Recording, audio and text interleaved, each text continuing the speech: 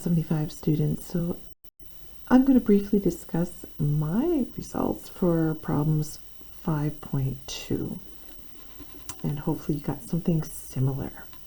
So the first problem asks you to write and solve your own word problem for 43 times 1.39.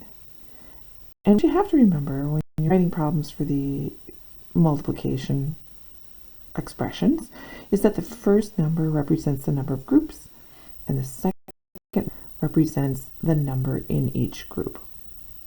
And just a reminder that decimal amounts that work well are things like volumes, gallons, milliliters, liters, things like that, and lengths, meters, feet, inches, centimeters, that kind of thing, as well as money.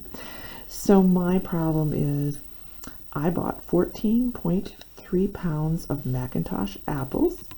That's my group, which cost $1.39 per pound. How much did I pay?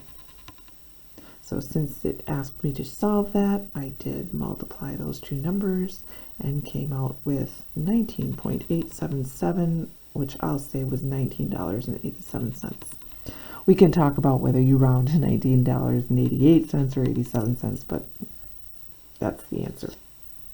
Okay, the second problem is about Leah. Leah is on the multiplication problem right there, and she gets, when she ignores the decimal points, she gets 35,964. She can't remember where to put the decimal point in order to get the correct answer to that problem. Explain how Leah can use reasoning about the sizes of the numbers to determine where to put the decimal point. So this problem is pretty specific, that you're reasoning just about the sizes of the numbers to determine where to put the decimal point, which means you're going to use that estimation technique that we talked about, thinking about the sizes of those numbers. We know that 2.43 is between 2 and 3, and 0.148 is between 0 and 1, and therefore the product of 2.43 and 0.148 is going to be between 0 and 3. So the final answer is 0.35964. Or maybe we put a 0 there, 0.35964. Okay? Ron, he multiplied those two numbers and on his calculator. But he didn't get three numbers behind the decimal point. On his calculator, he only got 2. So is Ron correct that the rule about adding the number of places to the right of the decimal point is not correct? Explain. Well, the only way to really think about this one is to actually do it yourself. So when you do this problem yourself, you take 35 times 24, you quickly see that there's a 0 in that first one's place as a placeholder, right? So Ron really is not correct. The rules does still hold, and we can see that it does when we do it manually. So 0 placeholder in the product of 35 and 24, which the calculator does not show. So when we count 3 places from the right, we include the 0. Okay, it still is 0.840. The last problem on this front page was an array problem with the area. A little bit. And you are to determine the area of a 2.3 unit by 2.9 unit rectangle without multiplying, and explain your reasoning. Then calculate the 2.3 times 2.9 and verify that it does produce the same answer. So this length is 1, and that's 1. So this length right here is 2.3. So each one of those lengths is a tenth. The length is. So the rod is 0.1 by 1 for an area of 0.1. The flat over here has a side of 1 and a side of 1, so its area is 1. The little square has side of 0.1 or 1/10, other side of 0.1. So its area is 1/10 times 1/10 or 100th. So each one of those little squares has area 100th. So when you're finding the product of 2.3 and 2.9 in this picture, all you have to do is really count up. If you've represented it correctly, 2.3 and 2.9, all you have to do is count up what's there to get the product. So I redrew it over here,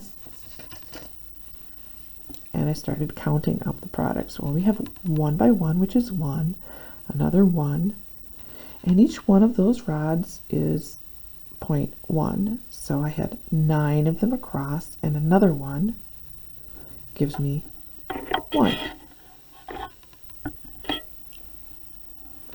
And then I had 6 down here, and another 4 rods gives me another 1.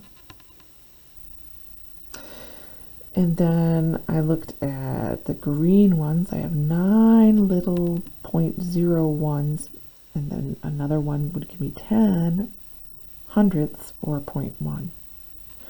And 10 of those purple ones, 10 hundredths, would be another 0.1.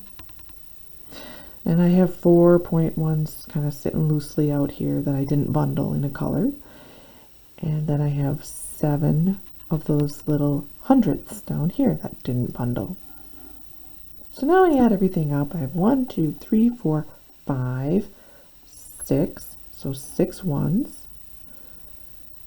And then I have for tenths, for the loose tenths, I have 1, 2, 3, 4, 5, 6 tenths and 7 hundredths for a product of 6.67. And when you manually multiply 2.3 by 2.9, you get 6.67. Going on to the next page, the last problems. Number 8 says, explain how to write 1.89 and 3.57 as improper fractions. There we go. Whose denominators are products of tens. Then use fraction multiplication to explain where to place the decimal point in the solution 1.89 times 3.57, and show how to use the products of tens in the denominators to explain why we add the number of digits behind the decimal points in 1.89 and 3.57. So this problem is really asking you to explain the algorithm using our fraction multiplication method. So I expressed 1.89 as 189 hundredths, 3.57 as 357 hundredths. So therefore the product of 1.89 and 3.57 is 189 hundredths times 357 hundredths, giving me 67,473 ten-thousandths when you multiply 100 and 100. Ten-thousandths. Well, when you divide something by 10,000, you shift that decimal place 4 places to the left. And so we get 6.7473. So in explanation, each fraction representation of the decimal numbers had 100 in the denominator, since they had 2 places to the right of the decimal point. So the product was 10,000. Now when dividing by 10,000, we would shift the decimal point 4 places, or 2 and 2 from the 200ths places left. So that explains why we add up the number of places to the right of the decimal point. We add them all up, And when we move that final product, we've moved that final decimal point that many places to the left. Okay. Number 6. Suppose you multiply a decimal that has 2 digits to the right of its decimal point by a decimal that has 3 digits to the right of a decimal point. Now explain why you put the decimal point 2 plus 3 places from the end of the product calculated without decimal points. So it's a very similar question to number 8, the previous one, but you were asked to use a different way than what you've used in previous questions. So we're going to use the multiply divide method as opposed to the fraction method. So to undo or remove the decimal point, we would need to multiply the first number by 100 since it has 2 digits to the right of the decimal point.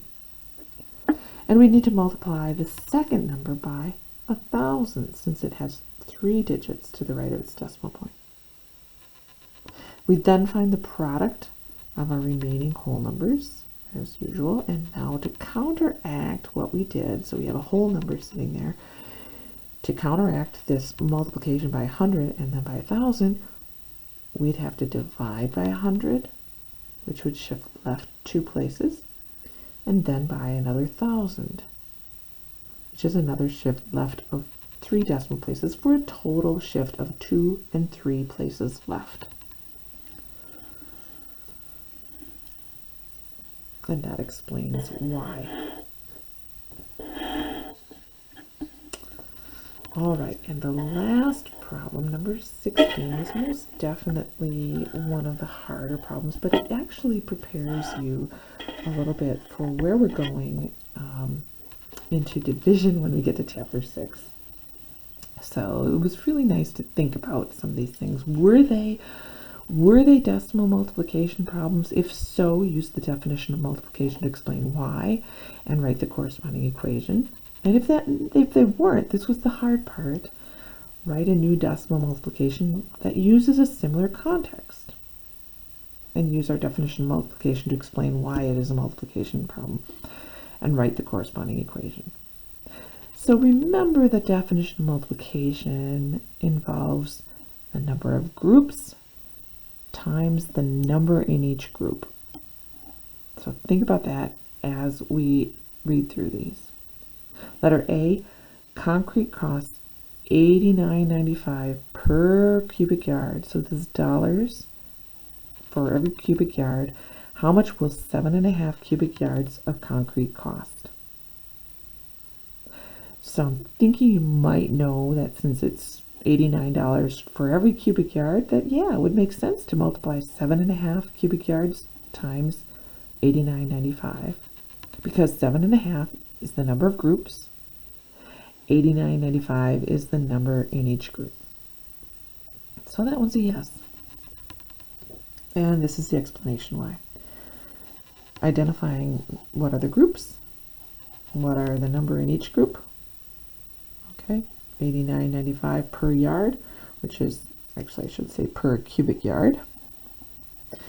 And that's the number of groups. So $674 for 7.5 cubic yards. Part B, if 1.5 liters of a liquid weighs 1.1 kilograms, then how much does 1 liter of that liquid weigh? This one's a little tricky. Think about it for a minute. 1.5 liters weighs 1.1 kilograms. We're asked for 1 liter. How much does 1 liter weigh? It seems like we're asking how much is in each group. So I don't really think this is a problem which you can directly multiply, because we don't know how many are in each group. We're kind of asked that. How many kilograms are in each liter? So I reworked the problem and wrote it as a multiplication problem. Kind of did a little calculating, and I said, oh, 1 liter weighs 0.7333 kilograms. Kind of used those numbers. Figure out how. Then I asked, how much does 1.5 liters of that liquid weigh?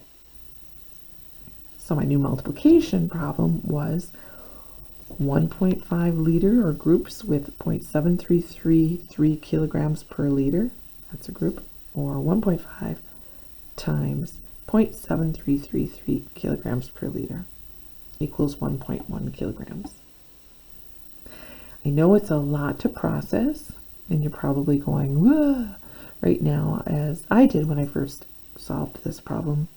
I will post this video, as I do all the problem solutions, at the end of today's module. So you can go back and replay this, re-listen to it, and let it sink in a little bit more. And P.S. all of the problem solutions are posted at the end of each module. So you might want to go back and look at some of the other units too, as you study for your second exam. So letter C, we've already shown the answer there, but letter C says, if a 1 meter long piece of wire weighs 1.3 kilograms, then how much do 2.8 meters of that kind of wire weigh? So this is yes, because you were given how many are in each group. You were given 1 meter weighs 1.3 kilograms, and you're asked for how many kilograms are in 2.8 groups. So 2.8 groups, 2.8 meters, or groups with 1.3 kilograms in each meter or group. So 2.8 meters times 1.3 kilograms per meter gives me 3.64 kilograms. And you know, if you remember your dimensional analysis or unit analysis from high school courses such as chemistry, some of these will be looking familiar, and you can kind of, you know, cheat your way and look at the units, right? If you don't worry about it. Think about groups and number in each group. But if you had unit analysis or dimension analysis, you might be relating these ideas to that concept now. Part D says, given that 1 inch is equivalent to 2.54 centimeters, what is the equivalent of 8.5 centimeters in inches? Well, in order to get 8.5 centimeters in inches, I would need to know how many inches are in 1 centimeter, if this I'm treating as my group. So I would say for this one, no, since we're not given how many inches are in each centimeter. So I had to go back. I figured out how many inches are in each centimeter, and it's 0.3937, which I'm given this. So 1 centimeter is 0.3937, and I'm going to say then how many inches are in 8.5 centimeters. So 8.5 centimeters, or groups with 0.3937 inches per centimeter or group, is my new multiplication problem of 8.5 centimeters times 0.3937 inches per centimeter. And the last question here, E. If 0.6 grams of medicine provides 2.5 doses, then how many grams of the medicine provide 1 dose? And again, I think since they're asking how many are in one group, and you're giving us 2.5 groups, how many grams are in 2.5 groups? This is not a multiplication problem, a straightforward multiplication problem, because we don't know how many are in each group. We're asked that question. So I said no. We don't know how many grams are in 1 dose or group. So rewording it, recalculating a little bit, I said if each dose has 0.24 grams in it, then how many grams are in 2.5 doses? So 2.5 doses or groups times 0.24 grams. And that actually turns out to be 0.6 grams. I did the math. Don't worry too much if you didn't get a lot of these in number 16. Those are definitely a little bit harder questions. Ones which are more leading for upcoming ideas when we get into chapter 6. But they're good to think about. You know, are these multiplication problems or are they not? Are they decimal multiplication problems or are they not? So I'm hoping that maybe you at least got a yes, no kind of thing going. And for the yeses, maybe you were able to write the equations. So that would be a good expectation. Okay? All right. Hope I will see you next class period.